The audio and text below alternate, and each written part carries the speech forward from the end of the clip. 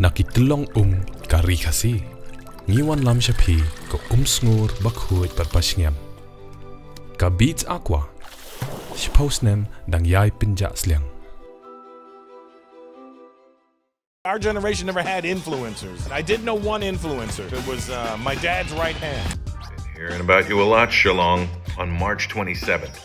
Get your tickets so you don't miss out on the laughs. Let's make this special. Unong yalam kalyang persya Dr. Mukul sangma lakentu yulat ke jylla UCH Vijaya Shankar baon hukum Tohkit ke Laitluid halor ke jingja harilom garo dangshen. Dr. Mukul ringkat bakakun jong ke maini di Shira ke ka MLA ke Mahendraganj kilakendo ya ulad mentak sngi halok bhavan Shillong.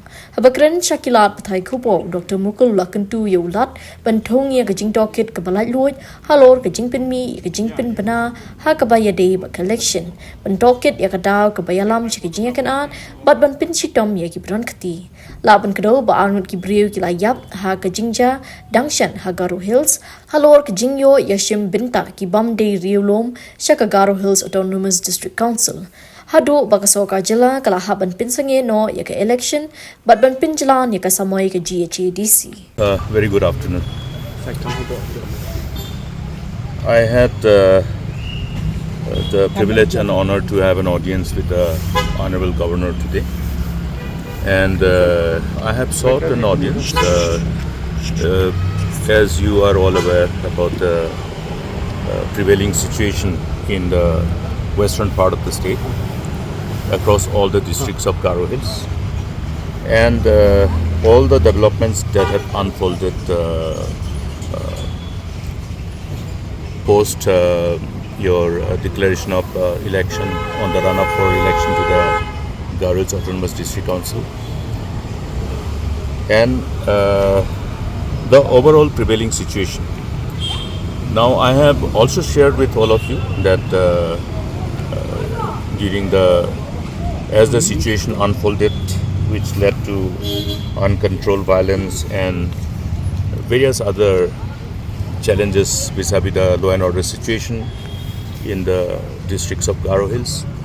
I have spoken to the Honorable Chief Minister a number of times and engaged in discussion as to how we must all put our heads together to see that the collective effort is seen for restoration of normalcy and harmony, peace and harmony, and also to put our heads together to resolve the core issue which has ultimately culminated into that kind of situation, a charged environment, then eventual scenario that we have all witnessed as a fallout of whatever happened.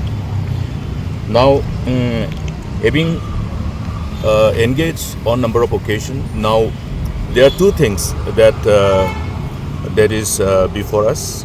One was, of course, the issue of the term of the district council.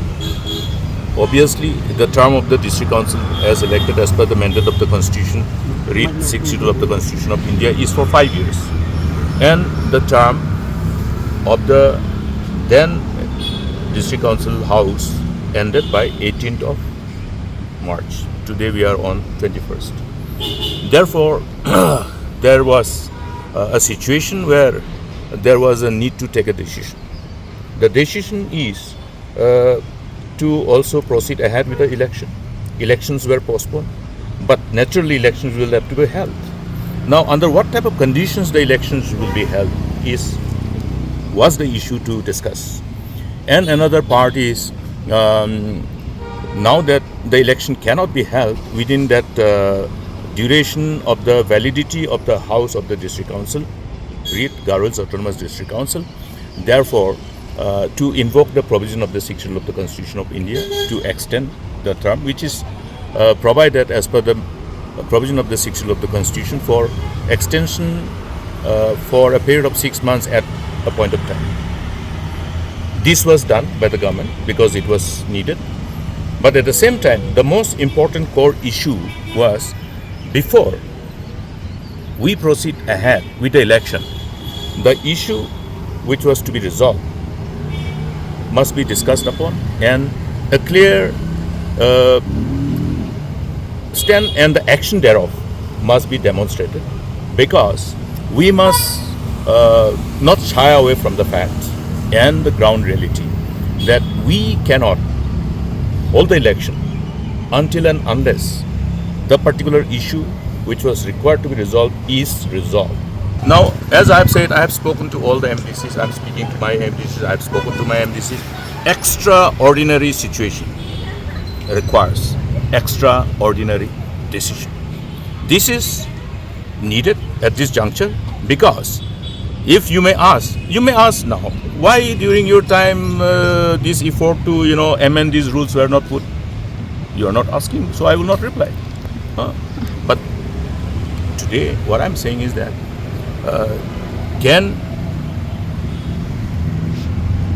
the election to Garhwal's Autonomous District Council be held without amending this existing rule, without complying to the demand of the people? No.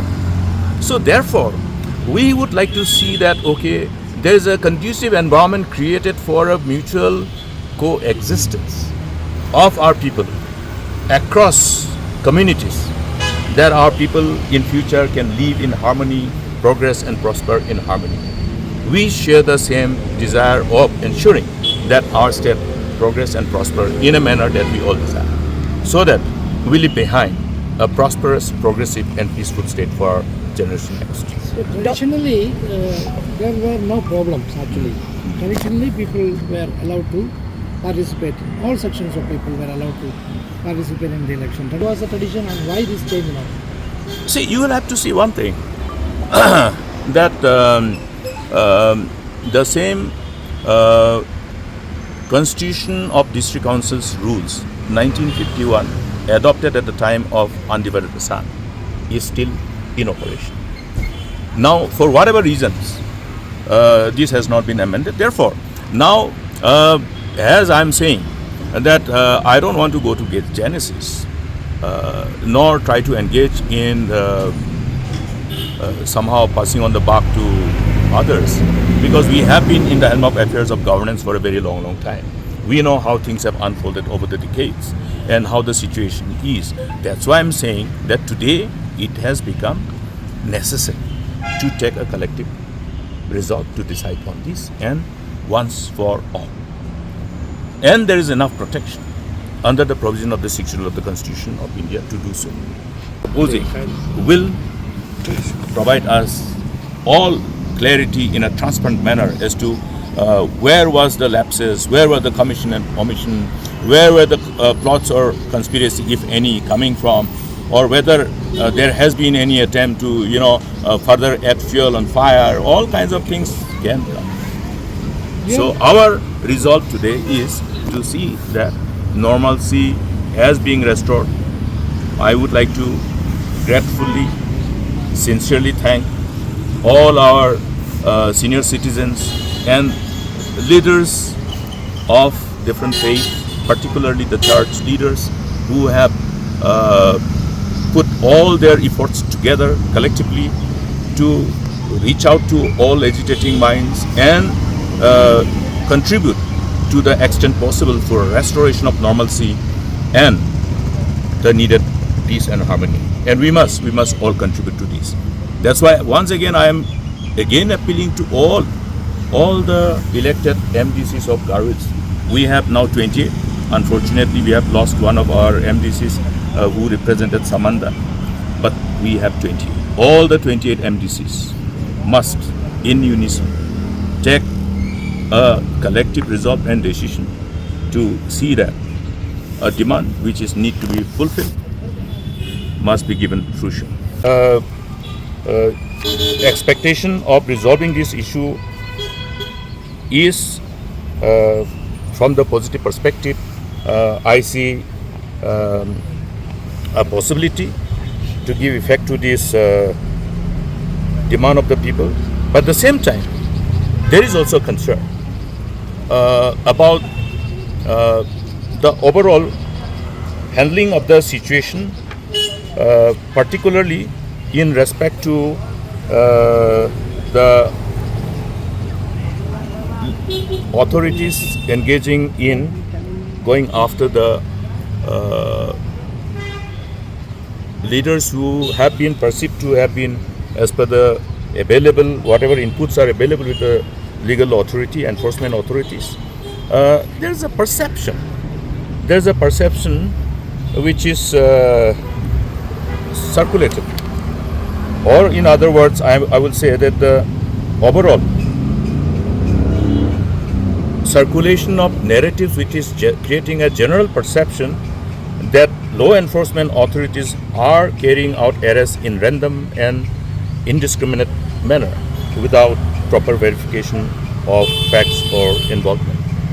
Such perceived actions can lead to miscarriage of justice, could aggravate also the situation or otherwise the public unrest, and risk of implicating innocent persons while the real culprits may remain unidentified. It is very important that arrests met merely to demonstrate action or to diffuse immediate pressure may result in deterioration of the law and order situation, and rather than restoring the trust and confidence. Every action of the authorities must be seen as being done on good faith, with no bias, but in a transparent manner, in the with the sole intent of ensuring administration of justice in the right earnest, without any favor or ill will. Therefore, I will be taking up this issue with the Chief Minister again.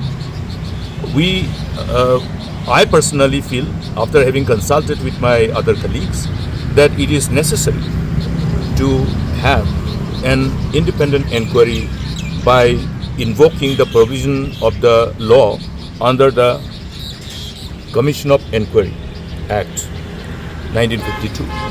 Let there be a Commission of Inquiry, which will go into the details about the genesis, etc., and which can be seen as a sincere effort of the government without any bias, or in other words, to also see that, because how the overall unrest and violence unfolded, it is very important for proper investigation to collect the kind of inputs which is consistent with the actual incidents at the ground zero, and therefore leaving no room for any negative narrative which can generate different perception, to create that kind of overall perception that the authorities are taking advantage of the situation to settle some personal scores, or etc. There can be all kinds of narrative which can be circulated, and this is something which is actually happening. So the government must take cognizance of these things, and therefore I personally feel that we should discuss this approach. And we have also seen from the past experiences that any such inquiry under the mandate of the relevant law does give us space to instill trust and confidence amongst people. Then it will be seen as something which is being done with the honest intention to really look at the causes and the measures required as per the law to take cognizance of any lapses or omission or commission from all sides, including from the sides of the authorities. It cannot be one-sided. Therefore, I have submitted a memorandum to Honorable Governor today, the copy of which I will be sharing with you, and that itself will be self-explanatory. Doctor, One of the people of Garoids, our Garo community, has been very loud and clear and very assertive that other than the tribals, no non-tribals should be eligible to contest in the district council election, in the Garoids Autonomous District Council. In other words, to bar anybody other than the scheduled tribe from contesting in election for GHTC. And this issue has been discussed, and it is only necessary for everybody to come together. Everybody to come together. And in the process, I have also suggested to the Honorable Chief Minister that call all concerned, engage in discussion with all the stakeholders, and particularly call all the elected members of the Garo's Autonomous District Council. Discuss with them, take everybody on board, and see that this particular issue, which needs to be resolved, is completed. I am made to understand, because I have been in engagement, I have been trying to follow up the developments, and we have reasons to believe, then keeping in mind the adequate protection that is available under the relevant paras of the 6th of the Constitution of India, this can be done.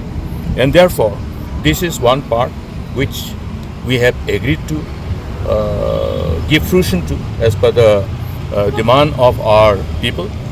And the whole responsibility now will be automatically vested on the members of the district council, who should take a call through a process of legislation in the house. Now, process of legislation can be to give effect to the kind of provision in the rule through a resolution, and that is to be seen as the house decide on their collective wisdom. I will not indicate anything which can be considered as premature, because we cannot take house for granted. Any proceeding of the house will be determined after the proceeding is over, and therefore we only hope that everybody will come together.